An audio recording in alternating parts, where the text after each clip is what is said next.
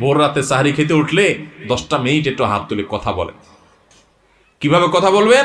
কথা বলবেন এইভাবে, ও আল্লাহ, কত গুনাহ আমি করেছি, কত পাপাচার আমি করেছি, মরতে আমার হবে, তোমার কাছে যাওয়া আমার লাগবে আল্লাহ, শয়তানের প্ররোচনা করেছি, এই রমজান মাস তুমি কত মানুষকে মাফ করে দাও। নবী করিম সাল্লাল্লাহু আলাইহি ওয়াসাল্লাম বলেছেন, ওয়ালিল্লাহি উতাকাউ মিনান নার ওয়া যালিকা ফি কুল্লি লাইলা। রমজানের প্রত্যেক রাতে আল্লাহ তাআলা অনেক মানুষকে সাধারণ ক্ষমা ঘোষণা করে দেন, যে যাও অমুক অমুক অমুক অমুক, যাও তোমাদেরকে মাফ করে দেওয়া হলো, জাহান্নাম থেকে মুক্ত ঘোষণা করে দেওয়া হলো। আল্লাহ কত মানুষকে আপনি সাধারণ ক্ষমা করে দিবেন।